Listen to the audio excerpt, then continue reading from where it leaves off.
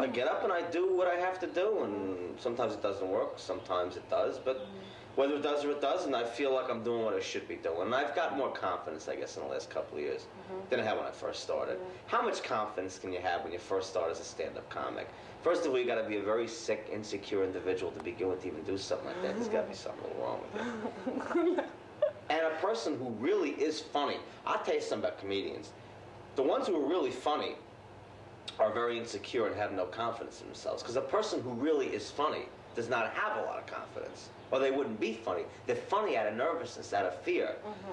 But a person who really isn't funny is usually going to have a lot more confidence in himself, because he figures he's so stupid anyway that he figures, well, I'm funny, and he's got blinders on. Yeah. But a person who really is funny and has that talent has more problems with self-confidence. That's why you see a lot of comedians up there doing well, who you go, these guys aren't funny, but they've got such tremendous self-confidence. Through doing this, I learned all my hang-ups. Libra, romantic interest will come your way.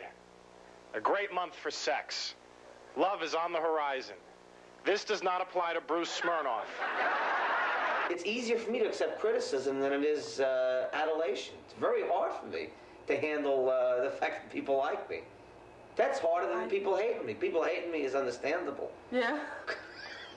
People liking me, what's going on here? Well, I'm doing an exaggeration of myself. My character is the inside of me, the part of me that I'm afraid to show in public.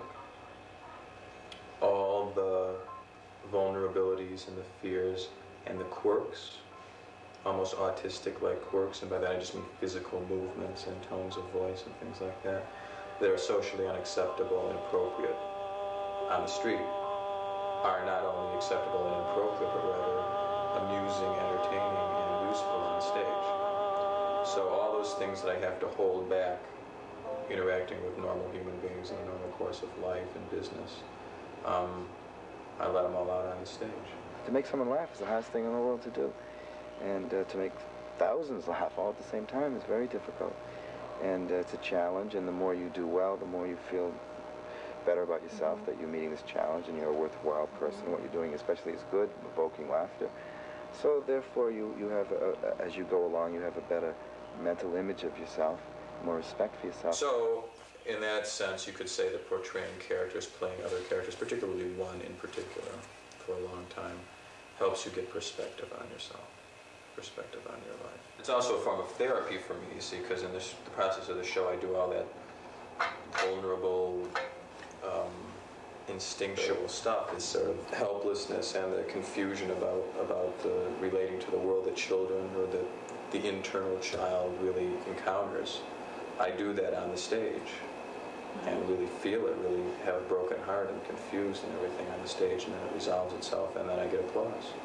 And everybody, I did it in front of a whole audience full of people, 300, 1,000, 200, 150 people. And they applaud me for it, and you couldn't think of better group therapy than that, I don't think.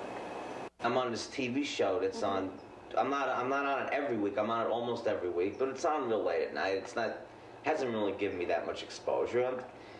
I feel a little better about myself, I guess, because I'm finally starting to make money in this business, which is a very hard thing to do nowadays. There's not a lot of work around. Yeah. But, yeah, I've got a little more self-confidence. Self-confidence has always been my biggest problem.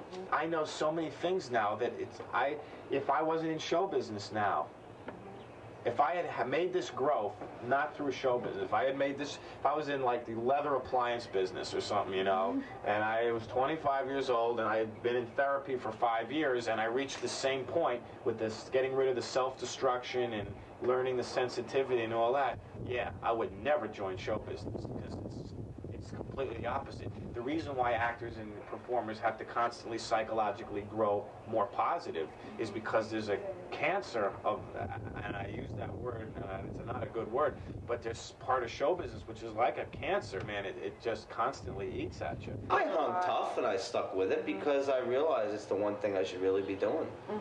There's nothing else I'm really that good at except for baseball. I wasn't bad at baseball when I was a kid. I wasn't that good either, I guess. So, you know, this is the only real thing I was cut out for, is to be an actor and a comedian. Even if I didn't go into stand-up comedy or acting, if I sold women's shoes, I'd be a funny woman's shoe salesman. Nah, I'm a comedian first. moving second. Really? Most of us are. Yeah. My jaw is like total, it's from a stress. I grind my teeth. This isn't all. If I don't make it, I mean, there's a good chance. Not a good chance, but there's a chance that I may not make it. You could fail as a comedian, and I don't think there's anything sadder than a comedian who didn't make it. I think that's pretty sad if he stuck it all those years. But I've only been out here 3.5 years, and in that time, I see my progress, and I see it to the people that were on top, you know, quote unquote, near the verge of making it when I came out here, and these guys, I've blown them away. I'm past them. You know, so I see that I'm not a dummy. I am a good businessman. As I said, from my father, I've inherited all that incredible foresight and everything. And if I was kidding myself, I would have known that already, and I would have left. So I don't think I'm kidding myself. When I was 5 years old, 4 or 5, I won the Howdy Doody lookalike contest. And I went to New York at the radio. I think it was Radio City where they did it. And they brought the TV, NBC, and the puppet sat with me and Buffalo Bob, and I talked to the puppet, and the puppet talked back to me. When I was a kid, I saw Frank Sinatra at the Fontainebleau Hotel. I was about 14 years old, 13 years old, and I was just so enthralled. He was just so wonderful, you know. I've got you under my skin, you know. I just like watching him sing. It's like, Okay, I was Howdy Doody for a day.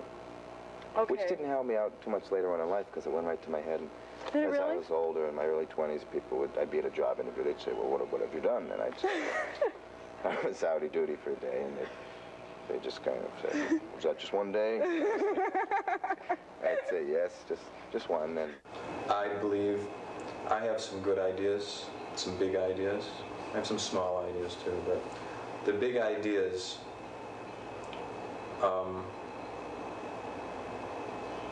when I get them and believe in them, I know they're right. Like Buffo is a big idea. You know, whatever changes might happen in the course of his evolution, do a little more of this, a little less of this, do it in this place, do it in that place, you know, hustle up this production, you know, or do more music and less this, or more this and less this. Still, the idea of Buffo is a big idea that I believe in so deeply that nothing, including death, will keep me from pursuing it. It's that important to me. But I got to give my shot to what I'm doing here. I got to give it another, 20 or 30 years, you know. If I don't make it in 20 or 30 years, then I have to seriously say to myself, you know, look, where are we going with this here? We've got a dead career on our hands. And then I would do something else, yeah. Yeah, I don't even let it bother me. When I was a kid, my mother once spoke to me and said, Schmuck, you know, someday if you try real hard, you'll make some girl a great friend. Did I do this line